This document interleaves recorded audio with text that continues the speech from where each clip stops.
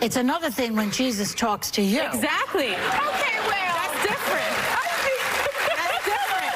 That's called mental illness, if I'm not correct. My question is, Mary Magdalene without his wife in the room. It's another thing when Jesus talks to you. That's called mental illness. That was Joy Behar yesterday on The View.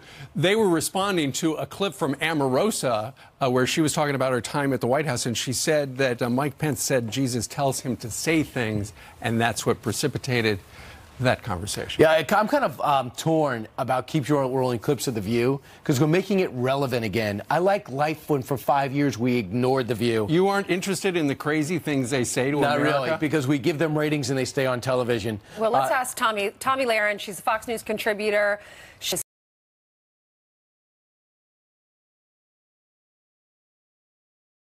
Christian faith.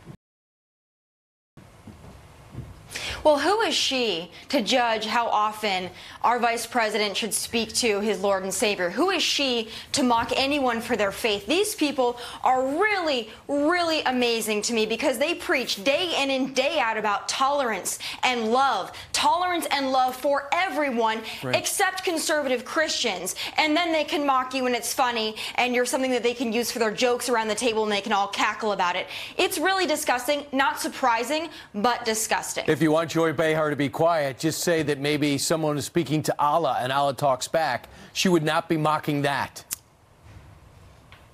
No, of course not. And that's exactly the thing with these ladies, is that in the next segment, they'll probably talk about how horrible our president and our vice president is. But in the segment prior to that, they mock Christians.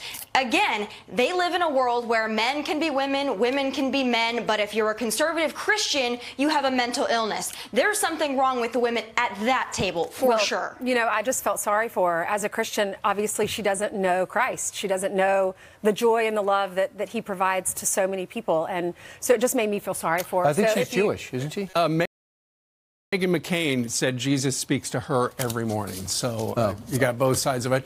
Joy Behar not Jewish, according to Toba. Oh, really? Okay. Right. Meanwhile, let's talk a little bit about one high school. Tommy, they wanted to ban the national anthem from pep rallies because they say that the third verse of the Star Spangled Banner is racist.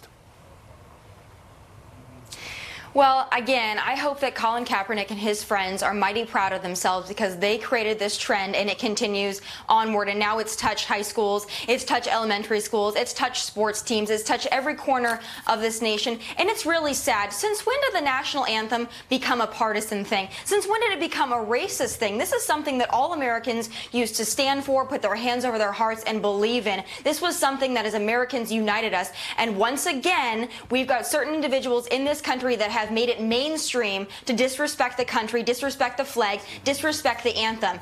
And again, I don't think that these children at a young age, I don't think that they understand the ramifications of that. I don't think they understand how it feels to be a veteran or a police officer or someone that flag means so much to. I don't think they understand the disrespect. And that's what's really sad about it, is they're doing it and they don't understand what it really means to others. Well, if they're not going to play the national anthem as a song at the beginning, what song should they play?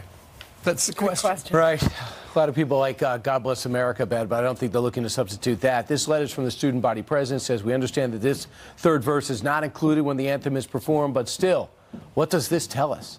This verse translated finds joy in the killing of African Americans. To think that our national anthems once had the words slave and land of the free in the same sentence leaves me speechless. Now let's talk about something that we're reporting on way too much, and that is the shooting of a police officer, 2 over the weekend in Ohio, and then we lost the commander in Chicago, Commander Paul Bauer.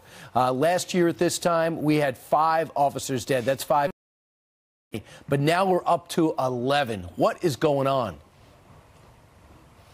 Well, the war on cops is certainly real, but I think beyond that, it's up to us to make it mainstream to discuss the lives of these police officers, to honor them, because if we remember them, we remember their memory, their legacy can truly live on. So beyond this, beyond talking about how sad it is and the statistics and how deadly even the year 2016, 2017 was for law enforcement, I think moving forward, it's up to us and it's up to networks, especially Fox News, to talk about the lives of these officers and to truly appreciate them, because I know it means the world to their families when we do so. They put so much out on the line each and every single day. They do it for little praise and not enough money, and it's up to us to salute them. And again, any officer lost is one too many, and my heart really breaks for their family members in the community because you can tell he was greatly loved.